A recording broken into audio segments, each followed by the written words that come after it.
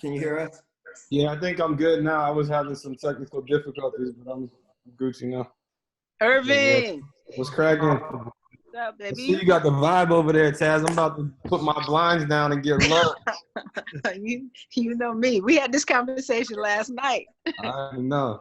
We could be authentic on here and we could do, be ourselves, and I'm good. I'll do it. Yeah, I try. I told Taz she can say whatever she wants. So He said no filters. He said no filters here. Zero filters. It's just Zero us filters. and 576 people right now. Okay. Oh, scary. Yeah, we're like D nice, Troy. Exactly. Jamil, you don't look quarantined over there. I am. Okay. Tunde needs follow him on IG. Jay, that's his underground bunker, by the way. Yeah, exactly. Any ETA on Coach, or should we start? Coach just texted me. He said he's running a little bit behind. He said start, and then he'll tap in. Okay, that's perfect. So, Maria, you. Yep. Yep, absolutely. For the 500 attendees joining, thank you so much. It was a lot of fun yesterday, and we realized some people got kicked out as a result of their Zoom crashing and as a result of our 500 people cap. But no caps, no waiting lists, no lines around the block anymore, guys. So you're all here. If you're interested in asking a question, It's hard to hear. We're gonna just ask the panelists just to mute while when you're not talking. Okay. Thanks, Troy. Just so everyone has it, I'm going to add a couple of ground rules within the chat box. This is for the audience in particular. If you have questions, add it to the Q&A section, upvote them. If you have particular ones that you think you really want to get answered in the last 20 minutes of the conference. Remember that there's new panelists every day, and please come back tomorrow and the next day and the next day. But today we're excited to have kind of a manager all-star. And Troy, I'll kick it off to you. Well, thanks, Maria, and thanks everybody for coming today. Welcome to anybody who's just joining us for the first time. Yesterday was pretty special, and welcome back to everybody that was able to attend. I think yesterday just showed how music has the power just to bring people together. Just the conversation felt therapeutic. The community in the chat room was fantastic. And I think all of us walked away feeling a little bit closer and learning a lot more. It was things that I learned in the conversation that was very helpful to me. First of all, once again, I just want to say how fortunate we are just to wake up and just do what we love every single day. Like where, Absolutely. One of those times, can you mute, Taz? Yep. Those times you just can't take for granted. So we want to send blessings and good vibes to all of the families that's been impacted by this pandemic. We want to send our love and support to the healthcare workers that are on the front line. And we want to send a really special prayer to Lucian Grange and his family right now. Lucian, for those of you who don't know, Lucian's in the hospital, and we're just sending our blessings and prayers and just and well wishes, and hope he gets through this quickly. This is a thing that we haven't seen within our lifetime. We're in unprecedented times right now where the whole world has been stopped, in its tracks. And it's just forced us to slow down, and be reflective. And we're just talking about how just not being able to shake somebody's hand or give your loved one a hug, you feel a little bit disconnected, but it's moments like this that are just making us feel a little bit closer.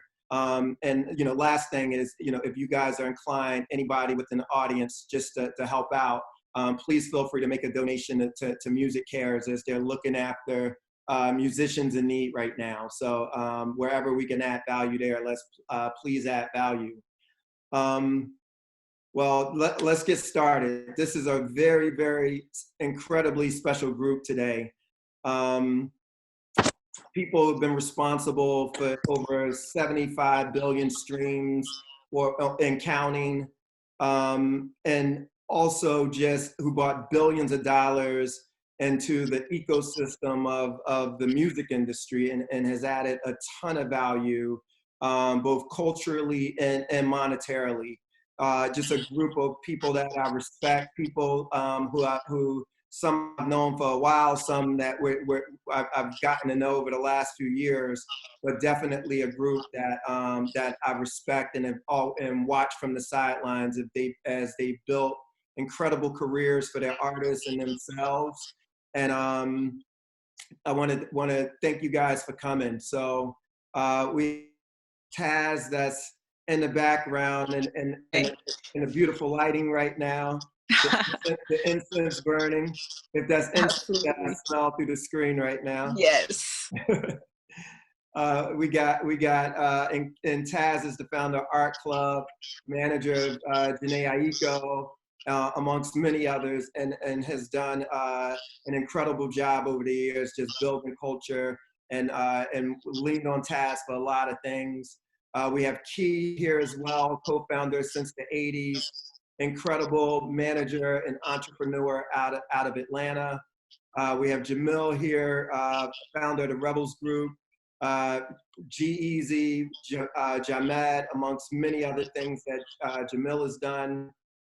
We have Austin Rosen, who's co-founder of Electric Field Entertainment, roster with Post Malone and Frank Nukes and Louis Bell, and just a roster of incredible producers. We have Tunde out of Atlanta, co-founder at LVRN. We know him from Summer Walker and Black and some of the special things that he's done as well. And my co-founders, J Erving, who's the CEO of Human Resources, and responsible for Pink Sweats, Aunt Clemens, Baby Rose, a bunch of incredibly talented independent acts. We have our co-founder, Suzy Ryoo, who's led investments in over 50 or more early stage technology companies. And then lastly, we have our market and digital strategy guru, Maria, who's going to be our moderator for today. So thank you guys. Oh, and we have Ryan Press back by popular demand. Request for Ryan to come back. Ryan's not even a manager, and Ryan's back. So how I started, baby. Philadelphia Freeway. Yeah, exactly. So good to have our brother Ryan back in the mix as well. Hold on, Tas, I'm gonna mute you. Oh, Tas, can you mute? I did. I was muted. I just unmuted. I'm muted again. Okay, perfect. Let's see. There you go. Well, you know what, Tas, since you don't like mute, I'm gonna take you off unmute now and put you on the hot spot first. Then. Oh my God, I had it muted, Troy. I don't know what's going on with my phone. So okay, I'm ready for you.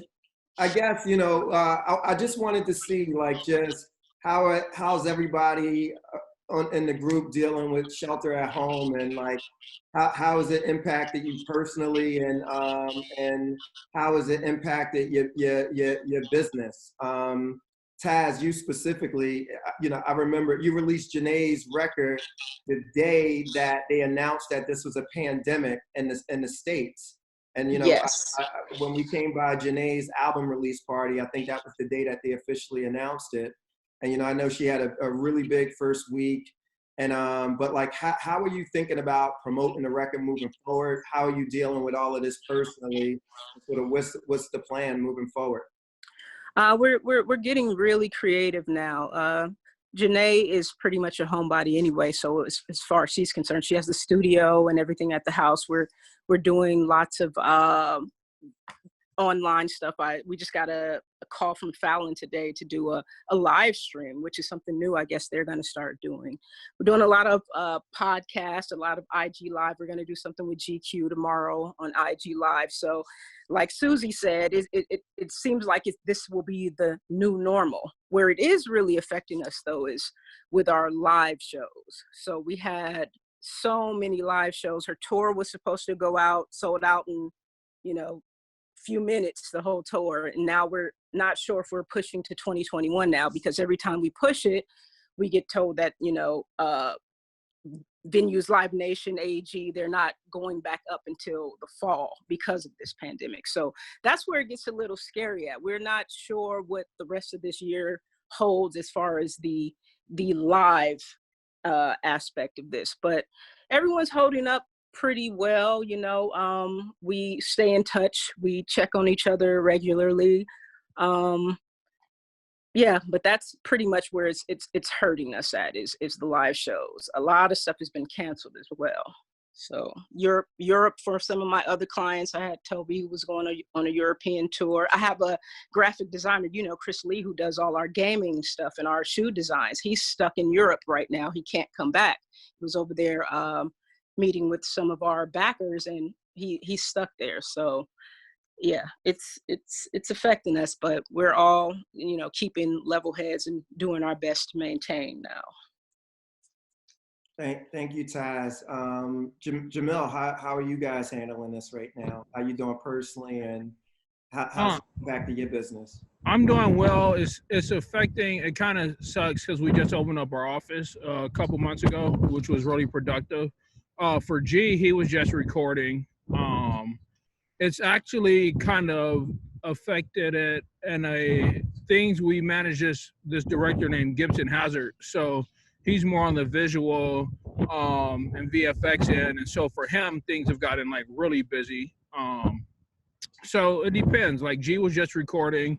Our producers they're kind of homebodies in the studio anyway, and that is all internet based. Nobody's really doing sessions, but for us on the visual and video end, like things have gotten busier with the opportunities personally. Home wise, I don't want anybody over my house. But yeah, that's about it. Well, thank you. What about you, Austin? How's this impacted you personally, and how you guys handling it on the business side? It's definitely been tough. We were just finishing up post arena tour, and so we had about 5 dates left, which we, had to cancel or reschedule those. So we got kind of lucky in the sense of being at the tail end of it. He's happy to be at home and chilling for a while now, and then mostly on like the producers and writers side, they're all very collaborative and used to working in our studios.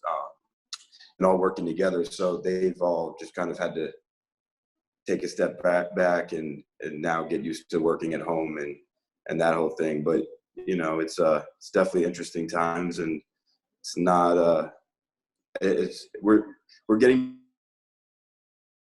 on the team side and doing a lot of Zooms every day and just getting everybody still close together and still making moves. But it's tough, but we're making it work.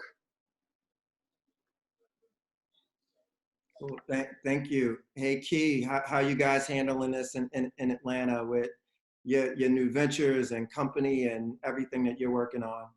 Yeah, so for me on the business side, I'm kind of in a interesting space in the fact that a lot of our acts are in the very baby stages or very developmental stages. So for us, it just gives us a lot more time to figure out planning and just get really innovative as far as like, how do we launch a new artist in this kind of climate? So I'm thankfully not affected too much by the touring side of it. Like we didn't have any acts going on the road yet. So that's a good side of being in the startup phase. But then the bad side is like, well, now we can't get out and shake hands and kiss babies. We were literally doing everything Zoom and a lot of emails.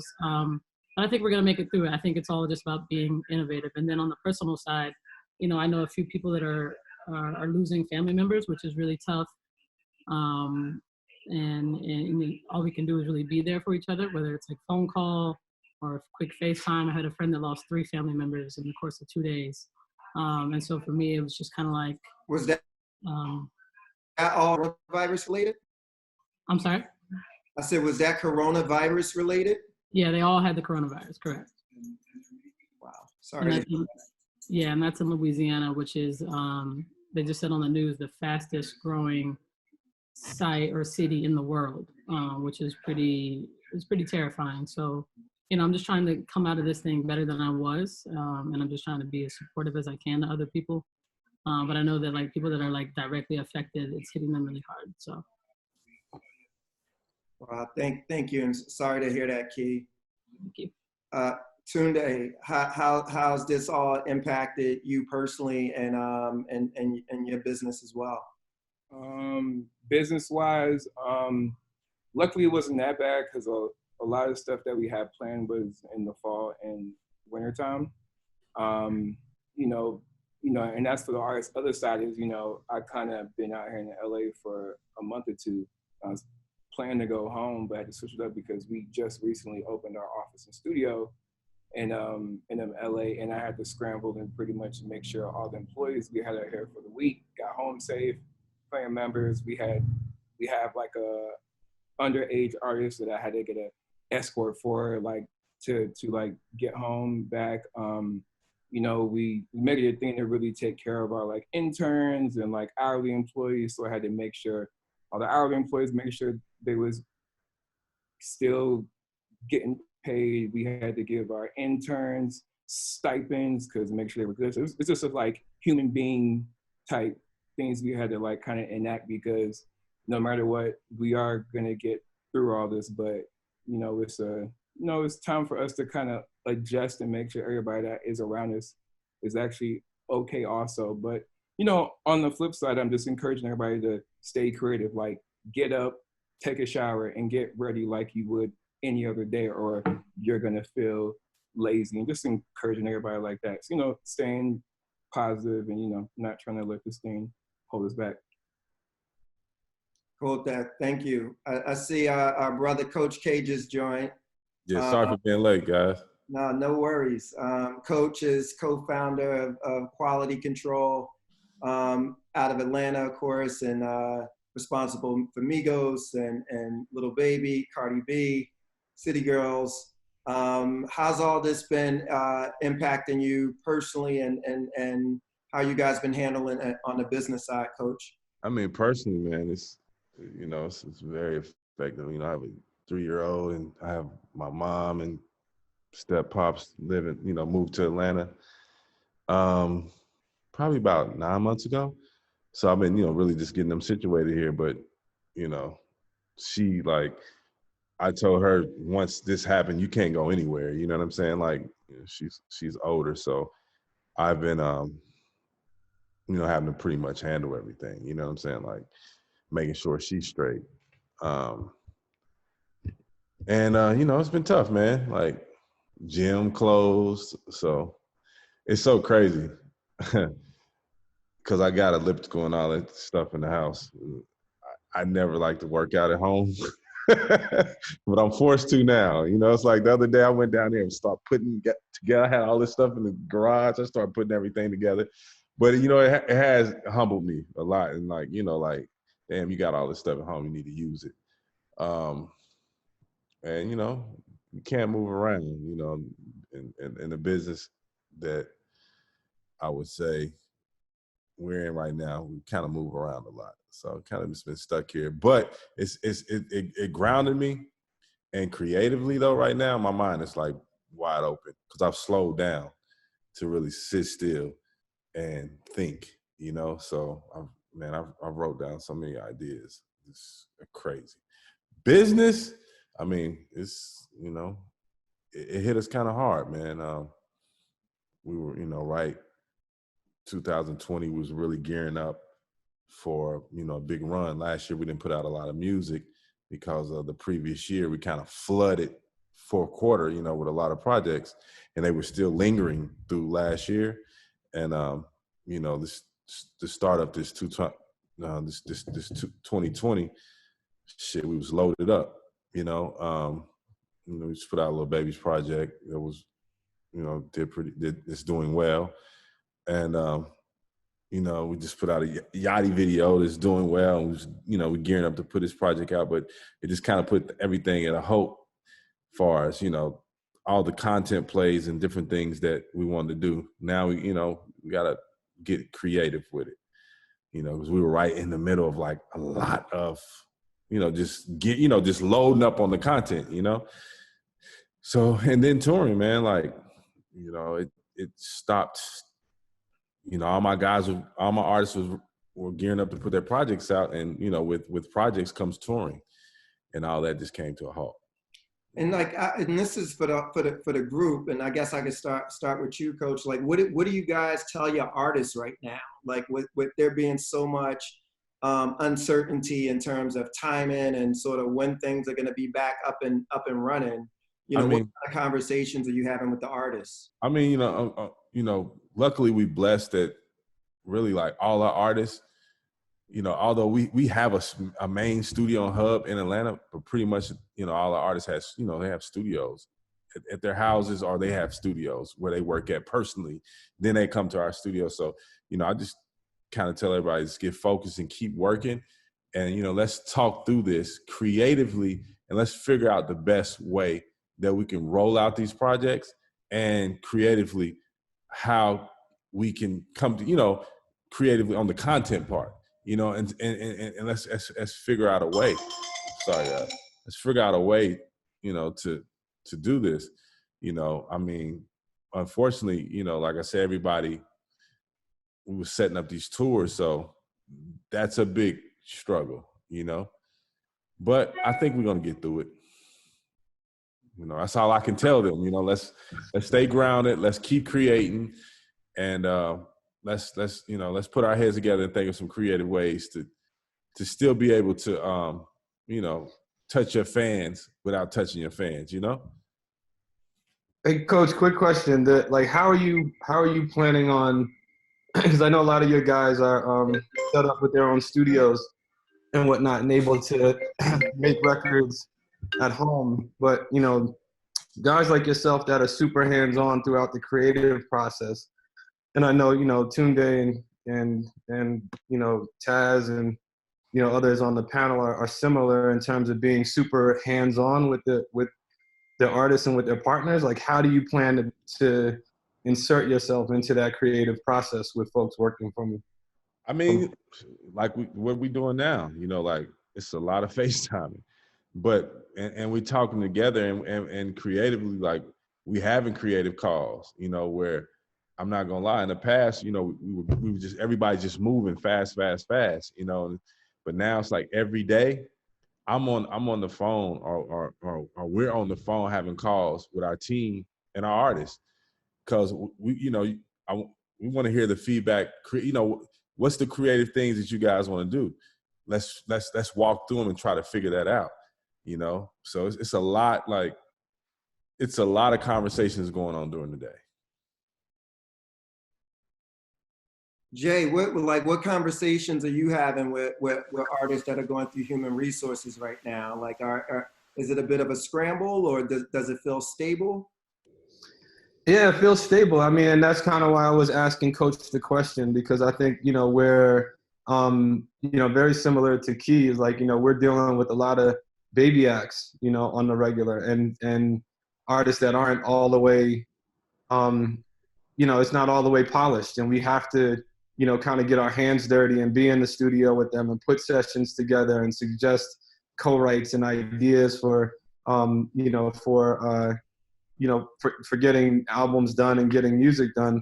But I feel like, you know, these kids are, you know, I don't mean kids in a disrespectful way, but these young artists are showing us how resilient they are and how, you know, self-sufficient they are, you know, with turning in a lot of music, turning in content, and kind of, I think the mandate that, you know, that we've pushed to them, and they're also kind of kicking back to us, is like, what is the new normal for shooting a video, you know, and what is the new normal for creating content and during this time. But I definitely feel like, you know, these young artists' resilience and kind of ability to be self-contained is made me feel a lot more comfortable about what's going to come out of this time that we're down. And I think one of the things we mentioned yesterday, which I think is very much happening, is somebody's in their bedroom making a classic album right now. So I look forward to hearing that. And Maria, so on your end, how, like Jay's talking about sort of new platforms, new ideas.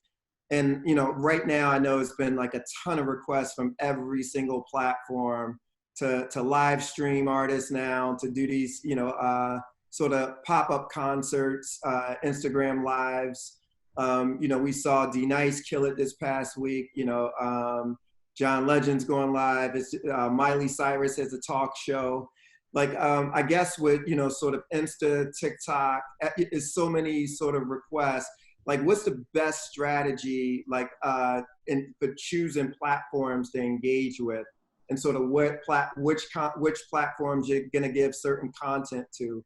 Like, just as a digital strategist and a marketer, how are you looking at it? Yeah, great question, Troy. I think actually too, I just posted a poll to find out what platforms people are using the most within the chat. So I definitely filled that out because I'm interested in the results myself. But I think as far as like figuring out the best platform for you as an artist, to be honest, I think it's like, I think when you're starting your career as an artist, you have to approach it one of two ways, right? One being like finding your fans and acquiring them and figuring out where you fit. And then the second goal is the second bucket of things is simply trying to test out and see what's working best. I think a lot about like Lil Nas X and like that project with, he was just finding beats on YouTube, and then finally one amazing 9 Inch Nails sample was a thing that led him to Old Town Road. And that was a YouTube free, copyright free library that he then reposted on a platform such as TikTok and YouTube. And that was a complete test. There was almost a mix of luck and a healthy mix of luck and strategy, because in the end he like was able to recreate and do so many content pieces. But I think as far as like an artist too, like I kind of realize there's a learning curve for social media, as many artists don't really tend to like lean into socials as their first gut reaction as far as marketing goes. But I think it's just humanizing it and thinking about it as extensions of art. My challenge to artists when they're thinking about social media is, instead of just posting a Snapchat, why don't you make like a visual narrative guide to your album with a wine pairing series. So as you're listening to your records, 15-second snippets of like what wine or what food works best with this song. If you are on Instagram TV, like why don't you post, previews of your new tracks that you're going to be doing a series of. If you're on YouTube, that's a wonderful platform for like many different series options. So I think it's like two things, is just really humanizing it for yourself and just thinking about as an artist, like how can you make this art? One of my favorite quotes I've ever my mentors imparted on me early in my career was, if you're an artist, everything you do must be art. So taking away the marketing aspect of social media and thinking about how do you make this an extension of your art rather than just another marketing tool. Great, that's a very, very dope answer and helpful. Suze, you've been an OG in tech investing and have made like these incredible investments, on behalf of Atom Factory for over the last 5 years or so. And you stay super close to all of the and to founders in the tech world. I call Suze the founder whisperer. She digs in with founders. I just wanted to get a sense from you, like for managers, are there tools that managers should be looking at to help them run their businesses more efficient? Are there sort of partnerships to help take their clients and rosters to the next level? Like, how are you looking at the sort of management space and innovation in that space? Yeah, well, I think like the only way I was able to become a baby shark in this world of investing in tech companies was really through you, Troy. So, you're the true OG, and you saw something in me that I didn't even know that I had in myself.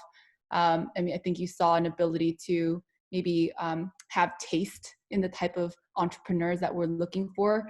And, I can only say thank you for seeing that in me, and like this journey together of investing in 50 companies that was also informed by the 50 companies prior to those that you had invested in.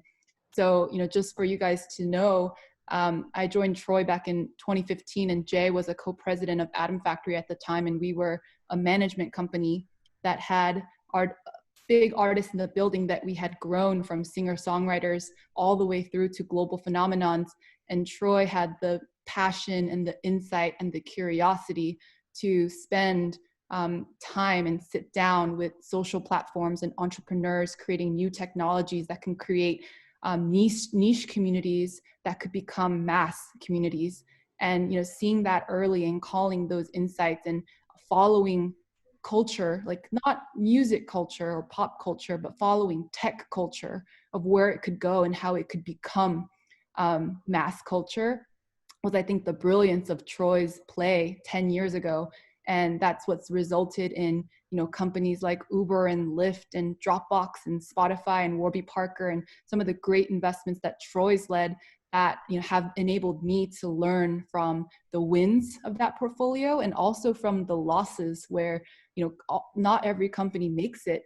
99% of companies fail, and, you know, they usually run out of money. And what I actually love about this group is a lot like the artist business too. Like, you know, just in terms of, you know, the investment that you have in careers and like in the nurturing and being there.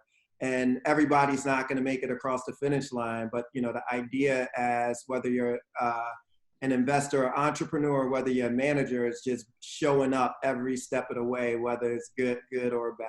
Yeah, that's what I love about this group of panelists, because everyone's here as a manager, which means that they're an entrepreneur, which means that they started from scratch with nothing and created something out of nothing. So they, you know, had to have this radical belief in themselves that they could believe in someone else, an artist or a producer, that much that they would, like you said yesterday, Troy, like wake up in the morning obsessed about them and just run Mack trucks through cul-de-sacs, again, your phrase. And that's what I love about artist managers, because you have to find the way, even if the road is blocked and the mountain is high. And I think with that, technology and entrepreneurs are great partners, because, you know, usually the entrepreneurs of tech companies are the ones that have crazy ideas that are living in the future, that usually when they share their idea with someone, the other person on the other side is like, that's so whack, like that's never gonna happen. Then, you know, like think about Troy, when you took the first pitch for Uber and it was black cars and you would call a black car and get in. And I think you said that was whack, but you invested anyway and it changed. It was a terrible idea. I asked Travis, I said, how are you gonna afford to buy millions of cars? And I think that that's the beauty of artists too, and like why our company vision around artists as entrepreneurs is like, you have to have so much radical belief in yourself and find other like-minded people like you that you're gonna run up mountains together and, you know, start something small but then create it to be something huge. So in the conversations I've been having with entrepreneurs, whether they're music entrepreneurs, whether they're tech entrepreneurs, or they're, you know, direct to consumer entrepreneurs, we're all thinking about, all right, cash on hand, runway of like longevity of a company, team and fostering stability, thinking about community. Do we have products being platforms, distribution pipelines, supply chains, artists that can do some good in the world right now beyond, you know, make a buck or sell $1 or sell a tour? Like, can we gift just to make the world and the people that are suffering like a little bit happier and feel a little bit more closer together? And, you know, I think like what I'm excited for are those crazy entrepreneurs and those crazy artists that are creating this new normal and thinking about every little creative idea that has never been done before, and they have 2 cents to make it happen, and they're gonna make it happen. And, you know, if you're a tech entrepreneur, they're probably coming up with new concepts around how we work, because like, whether we like it or not, this old world that we lived in where you're required to go into the office every day. You're required to have a 2-hour commute from where you live to the office. You know, you have to move to LA or New York or San Francisco to get that dream job. Like, I don't think that construct is going to exist in tomorrow's world. I think like Sherry, who the journalist is on here on the panel, and she published like a really great piece to her Patreon and in her newsletter to Water and Music about like this new construct of work and how the music industry is going to also have to evolve and change towards that. So yeah, it's an exciting time. And I think, like I said yesterday, and I still love, actually, like Troy, when you and I first created our accelerator and incubator for entrepreneurs together 5 years ago, an entrepreneur from Philly sent me a 4-pack of smoothies, like fresh smoothies, and had a note on it that said, to Suzy, no pressure, no diamonds. And like, I remember that so vividly and so clearly, because here I was trying to guide entrepreneurs, but this entrepreneur was guiding me on like how to create paths for the future. And so, you know, to the panelists and to everybody, like the 900 people that are here, it's like, let's figure out new ways to make diamonds. Thanks for that. That was a diamond by itself, Suze. Thanks for that. Tunde, I wanted to get a sense from you, like how are you guys looking at the future and new platforms, and you know, just kind of picking up on what Suzy was talking about. I know when you and I were at the basketball game about a month ago, you were kind of talking about what the future looks like for you guys, and I know you're making investments now and doing things. How, like, what's the future of the music business and future of the management business look like for you? The future, that's a really interesting question, because I think everybody has statements and answers, but nobody's right. Because I think it really comes down to what you need and what you're trying to achieve. I definitely think there's going to be a lot more independence.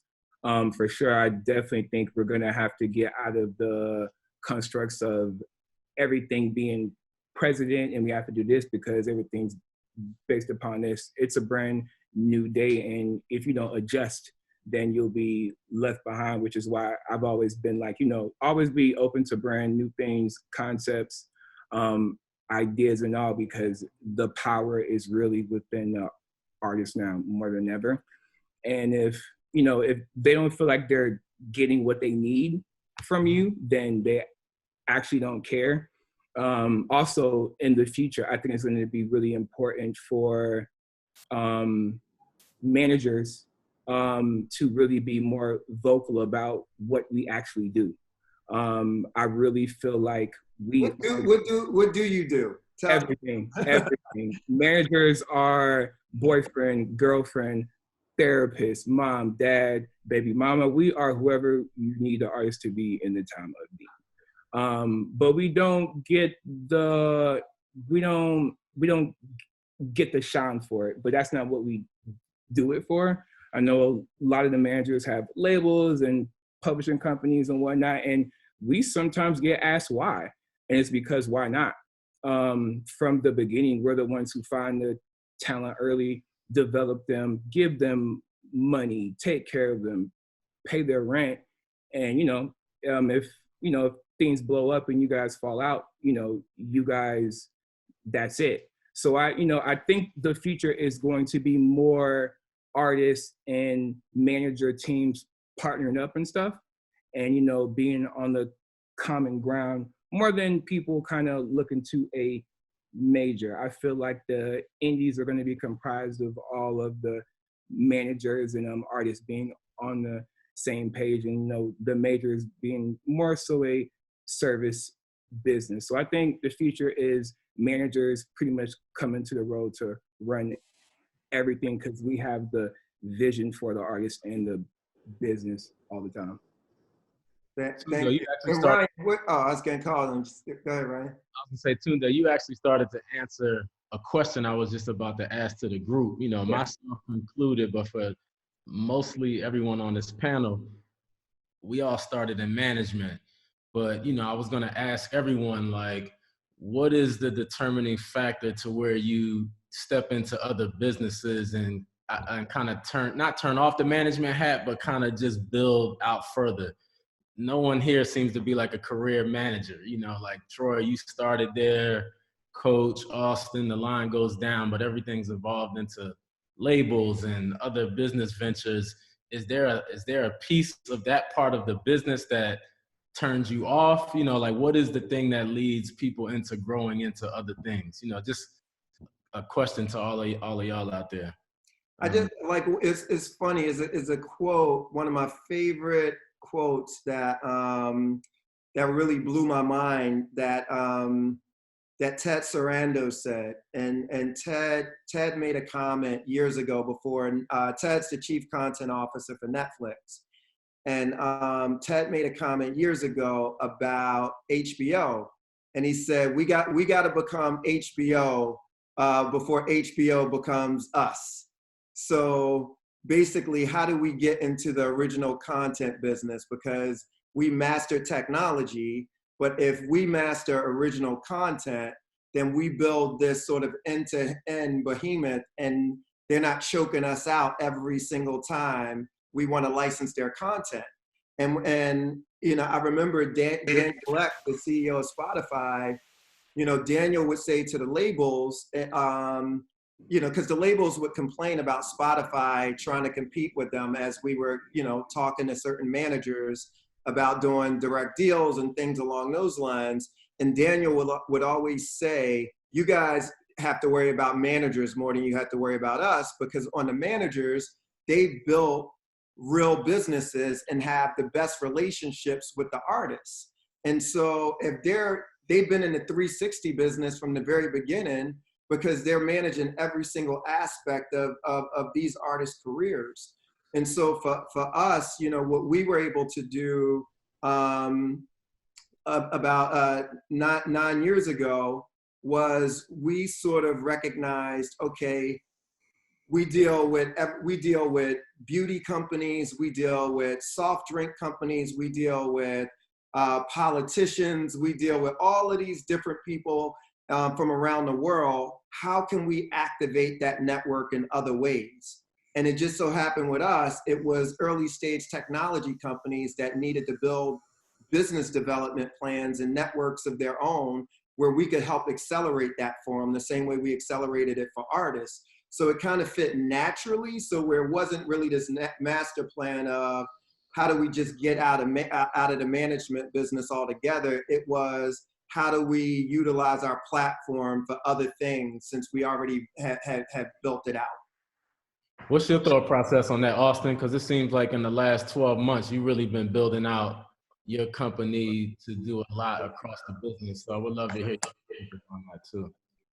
Yeah, I mean, I think management's a really tough thing, and it's about finding the right people that appreciate you. And you know, I think so. With that being said, you know, there's different ways of doing business with people, and I think not everybody's meant to be managed. And you know, you want to start to be diversified and have assets and things that, you know, when things grow, you don't want to have to risk them going away. And I think it's just yeah, it's very tough to scale something and manage 50 things. So to get different sides of the business, but still maintain the management part of the business, I think is really important, because I think finding the right people that do appreciate what you do for them on a management level, I think is priceless. But at the same time, being able to be more diversified and not having to do that with everybody, because like Tunde said, it's so much that goes into managing.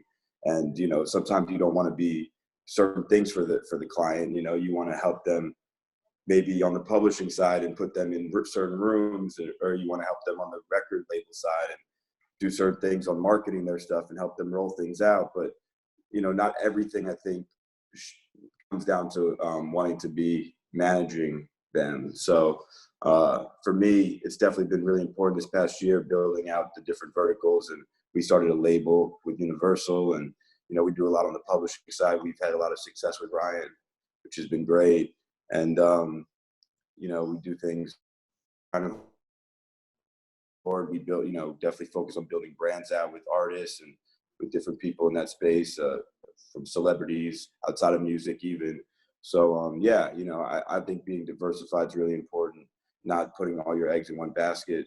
Look at like the times right now where if you're just in the touring side of the business, you're in trouble. And if you have different things that are keeping you afloat during times like these, then, you know, you're able to still survive and not have to, you know, drop all your, you know, get rid of a bunch of employees and do certain things that are keeping you going while there's tough times on the touring side, because it looks like we lost a year in touring right now. So I'm gonna go ahead and call on myself here. And so, like, to build on what Austin said, like the assets are most important, and to build on what Tunde, like we are as managers, everything for all of these people, therapists, best friends, and everything. And like some people want to, so you could do different things for different people. Some people want to be managed, some people just need you to be put in certain rooms, and some clients don't need anything.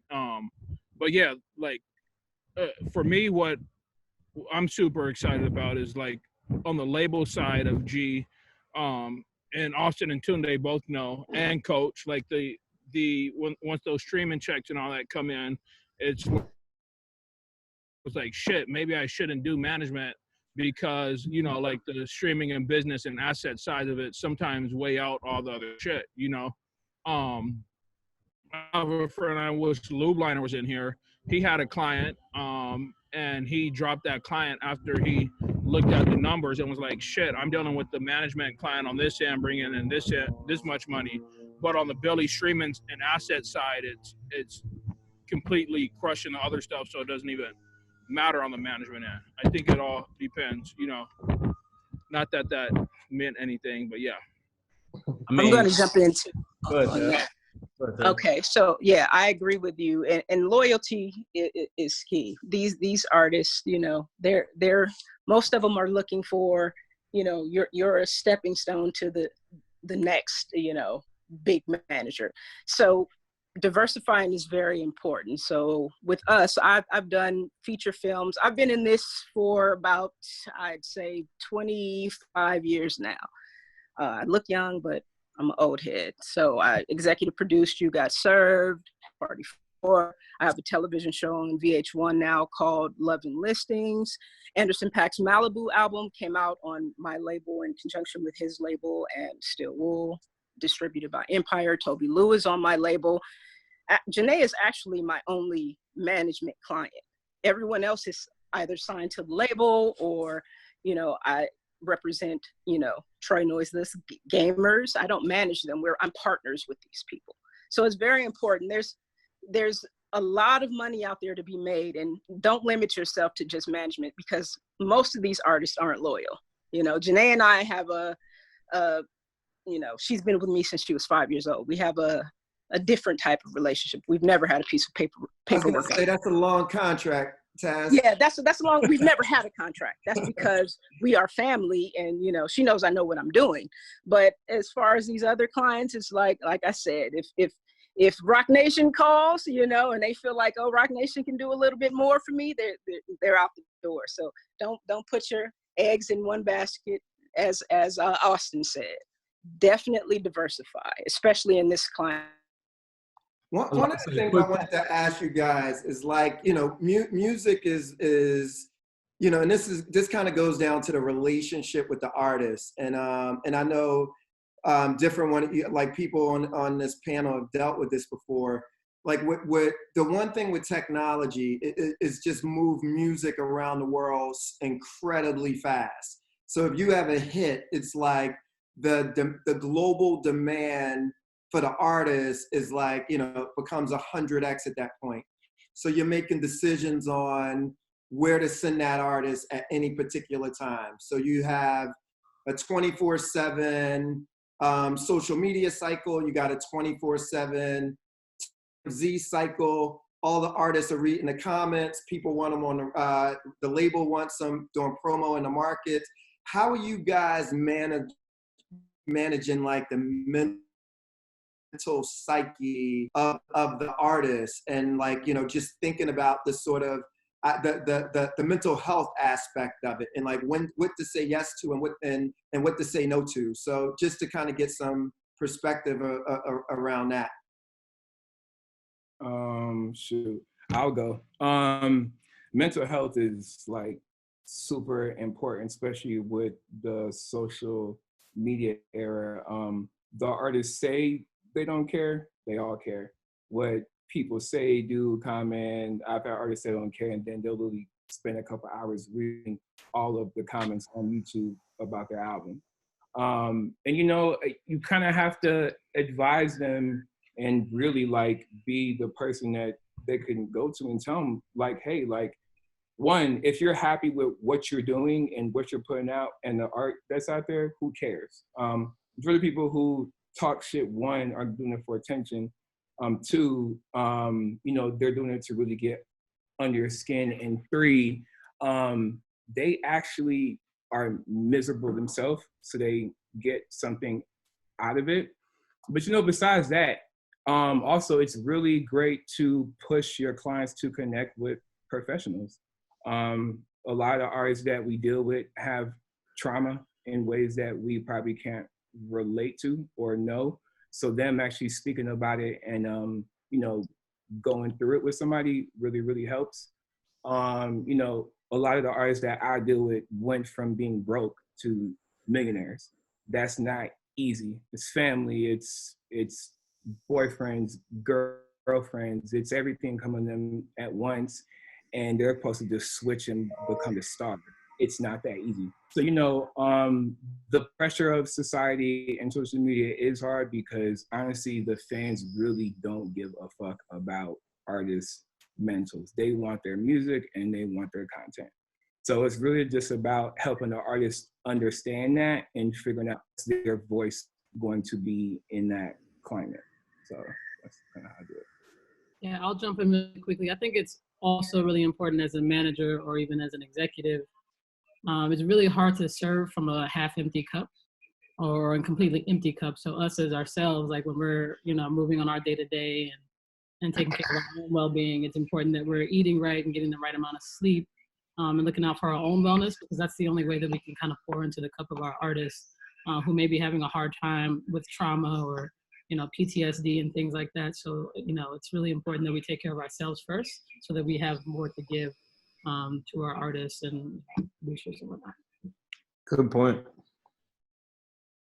Check this out. I don't know if it was Kei a few months ago who tweeted this or maybe some other musical prophet, but they said that that like record label contracts and whatnot should start having cutouts or build-in for therapists. And I think that's super important. Like you have a cutout for the lawyer who does what they deserve. You have a cutout for this, a cutout for this. And like, I think a therapy part is super important. I know there's like a stigma like in the Black community about therapists. I don't know if that's like still a stigma or that's like a generation older than me, but I know like even right now I'm late for therapy. But I think that's something that helps. Obviously with artists and their schedule, it's a bit harder to keep a set schedule of going to therapy, but I think that's something that really helps. And yeah, it's kind of hard, Troy, because like when you're on. Like when you have a run, it's like, all right, what opportunities do you say no to? Because when you're hot, you're fucking hot and everybody wants you. So it's like, what do you say no to when sometimes everything is like a great opportunity, I mean, you dealt with Gaga, and I don't think any of us have had an artist that big. But it's like how in that time, or even AR, I know people said fucking Post was going crazy the other week. Like how do you guys deal with that type of stuff and when to say no, and in the therapy aspect and how hard it is to take care of yourself on the road and shit? Yeah, I mean, I think also it's Post goes really in when he's performing in his own. And I think it's like, I think people are used to just performers doing regular stuff. And I think when they, if he gets on one knee and he's just vibing out and he's in the middle of a record that's very meaningful to him, people try to take like another way, but really he's the happiest kid I've met. And it's just more so just him really being into performing the record. And that's really more what it is than even him being anything else, which I always just think is comedy, because it's just him performing. He's an amazing performer, and he gets very into what he does, and he takes it very serious. And when he's on the stage, it's like nothing else exists. So I think it's just him really giving a real true performance and giving his heart out. Not even the performance aspect, because like I was surprised when people said he was crazy. I was like, have people never seen a fucking metal show? That was nothing. Yeah, no, exactly. Performing. I would hate for people to know Ozzy bit off bats, but I mean, but like even Post being the hottest thing right now, how do you guys say no? Or that's what I was not talking about the performance side of it. Yeah. No, I was just saying like that was the element that everybody was like putting videos of him, on the floor during the set and everything like that. But no, I mean, I think with him, we just try to keep him really leveled. Like, we have a lot of rules in place where we don't do a certain amount of shows in a certain amount of days. And, he doesn't do a lot of press stuff, and he keeps his schedule pretty light, but he does, we just make sure to not overwork him and not give him more than he can chew, but it's just managing that schedule and making sure that it's that he can handle it. But yeah. I will say just I love this idea about you guys showing up for yourselves though, because as a manager, your job is to show up for everybody. And you're there for the artist's family members and their spouses or significant others and their kids, or you're there for everybody. But actually being able to show up for yourselves is so important. And even to talk about therapy, like talk about meditation, just things along those lines that were taboo. And I remember after Chris Lighty, who was a good friend and just one of my favorite managers who I looked up to, Chris committed suicide, and the world was shocked when Chris committed suicide. And because you never would think that Chris was going through what he was going through mentally, because he was so busy having to put on a face and show up for everybody else. And, even with myself, I remember, when my mother passed out 6 years ago, I went back to work the day after her funeral. And I didn't have a time to mourn.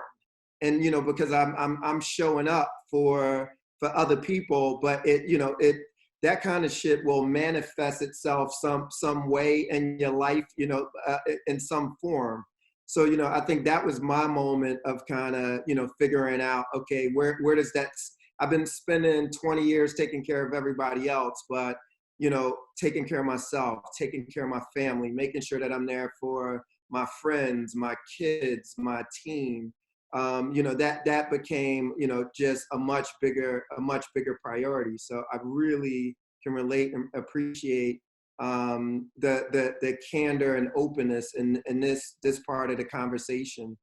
I want to also be mindful. I know, Jamil, you got to get the therapy, and it's a little after 5, and I want to be respectful of everybody's time. I just wanted to get some questions from the audience, but whichever panelists have to drop off, I completely understand. Whoever can stick around, if you can stick around to take some questions from the audience, I'm sure that they appreciate it. Yep, I can sort through a few of these. Michael Pratt asked, in terms of analytics for artist success, what analytics do you believe are the most valuable to an artist, specifically from platforms like Spotify, Apple Music for artists, and things like that? And they say, thanks for hosting this.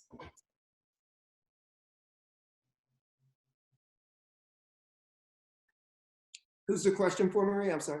It's kind of for everyone. So I'll just ask it again. In terms of analytics for artist success, what analytics do you believe are the most valuable to an artist, specifically for platforms like Spotify and Apple Music for artists? I tend to prefer, I tend to prefer Spotify, just because it seems like their back end and the analytics is just a bit more detailed, and I'm able to kind of see more quickly, like my top 10 cities where you can kind of plan around your touring. and, you know, ways to target your advertising and Facebook sales and things like that. In the past, though, like in like the early days of building artists, like especially rappers, SoundCloud is very valuable. Another thing they do is just they pinpoint your top like 50 fans that are constantly revisiting the page. So that kind of information is valuable. So I'd say Spotify and SoundCloud. I would add, you know, for us, you know, at Human Resources, our first metric is culture and being able to move the culture in a real way. And then we're kind of, you know, looking to Spotify and Apple and all of those things kind of secondary, but not relying on those metrics in terms of what determines success. We have artists that are gathering audience and that are moving the culture. That's the first and what I feel like is the most important metric in terms of building a solid foundation and then moving to the streaming platforms. I definitely would agree with that too. Love that. The thing about culture is nobody knows how to measure it for real, for real. Unless you gotta be in it, you gotta be on the ground to really know what culture is. I'm gonna go, but I appreciate you all so much. J Erving and Troy and Suzy and Maria, appreciate you guys. Human Resources have been great partners to us, and I love you all so much. We got a out tonight. I know the rule said don't plug our shit, but we got a project coming out tonight with our artist Jamil on Human Resources. It's called the Booth Mobile. Everybody, please check out Jamil. We were gonna have an incredible party tomorrow, but obviously it got canceled. I'm gonna go. I love you all. Austin, Kei, Ryan, Tunde, Taz, Coach, return my text. I love you all. Have a great evening, okay? Thanks, Jamil. Bye. Thank you, man. Bye. There's two other questions I want to ask, but I'll start with Cherie's because hers is wonderful. Hi, this is Cherie Wu. I'm a writer focused on the intersection of music and tech, for those who don't know. And the question is, if possible, I'd love to hear the thoughts of anyone on the panel about ongoing convergence of multiple different kinds of music industry functions into single companies, e.g., a lot of labels now having artist management divisions and a lot of artist management companies running labels in-house, and a lot of labels having interchangeable brand marketing agencies and so on. I think. Oh, sorry. Go ahead. No, I just think it's important. It like goes back to what I was saying before, where it's also about like creating an ecosystem and having things that cross pollinate with each other, where they don't necessarily have to, you know, if you're looking at one side of it, then you're not able to like get those different things intertwined. Whereas if you're going across different verticals, then you're able to have, you know, some great producers if you have them on like publishing, and then artists on the label and different things that kind of are able to benefit each other. Whereas if you're not thinking about creating that, then you're not giving the ability for your clients to kind of interact with different people and have different things match and mix up, because then you're just thinking one-sided, I feel like. And I think nowadays with the way everything's going is it's very important to be all across the board. And like you guys said earlier, the managers are going to become the labels in some type of way, and the labels are going to become service providers for, you know, doing what they do. But the managers are on the ground doing a lot of things and finding a lot of ways of being able to help on the label side and all those different ways. So I think it's cool to mix it up. And if you're, you know, I think if you're a label and you don't plan on being in the artist services business in ways that a manager would be, you're not going to have much of a future if we project this out. I think, you know, just right now, I think we're in great times of the music industry, you know, so to speak. But also when you look at the business models of how expensive it is to be in the new artist business right now, and what you have to pay for something that's hot, and how fast the masters are reverting right now to back to artists, and also look at catalog erosion over a long period of time. So where nobody's listening to 30s, 40s, or 50s music, or, you know, the stats around 80s music and how Drake and Billie Eilish alone eclipsed 80s music altogether. It just shows you the long we thought they would be. So I think, you know, when you look at a diverse entertainment company of the future, you know, you want to be in all different types of businesses with your artists. So that's the fear that I have for the current labels right now.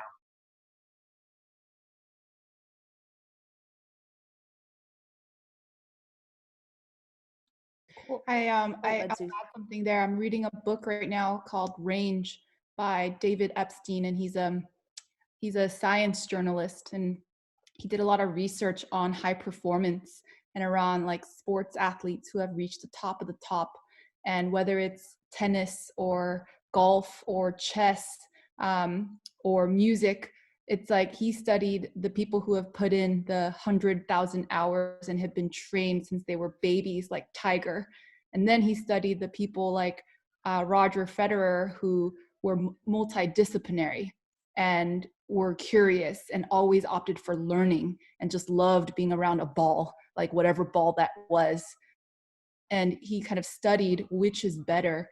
And I think the thesis of that book and like what we should all way in this new normal is, how do we optimize for learning, and how do we be like the most curious and create like new business models and new revenue streams and kind of new creative ways that our artists can survive and thrive that just haven't existed in the past, and how can we adapt most quickly. And you know, those artists and those managers and those diversified companies will be the most successful when we look back 5 years from now.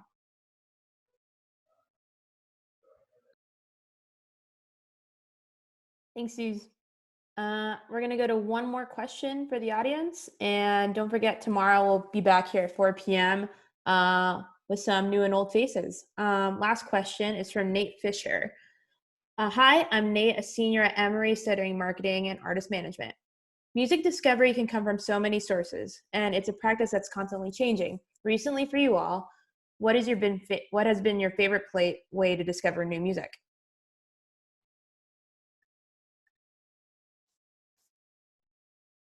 Ryan, can you kick that one off? Come on, Troy. I don't have a necessary, you know, favorite way. I think it comes from all. Don't worry, Big John's not listening in right now. No, it's not like that. I don't have a certain way or method. You know, to be honest, my number one source has probably been relationships. You know, some of the, you know, biggest people that I've come across and helped develop are things that, you know, an old relationship, you know, someone that I put in groundwork with, you know, brought to me, or I had the ability to be around them in the studio and discover myself, or just, you know, random research ways. We all use different tools online and services and all of that good stuff. But for me, I probably got the most value out of just real relationships that I fostered over time. I could probably contribute most of my success to just 90 to, you know, probably 80 to 90% of just relationships. You know, I still do business with a lot of the people that I grew up around 20 years ago, or just new relationships where either I respect what they do and we built from there, or they respected my craft and we built from there. But I can't say that there's one way or another that really tips the scale for me. Yeah, I'd probably say the same thing for me as well. Peers, because peer approval is, you know, can go a long way. Also, I think there's some cool people doing unique things in music discovery space, like Not 97. It's a radio station based in New York that they only play music that's come out in the last like 3 to 6 months. And they bring on a different guest every week for the show. And that kind of stuff is innovative and unique. They put it on SoundCloud, and it's all new artists that most times I have never heard of. And I think that, you know, more people doing things like that, and I'm sure that's all over the place, like Dallas, Chicago. If you guys have, you know, setups like that in your cities, please let me know, because I think that the fans are the best way to discover new music, and then my friends.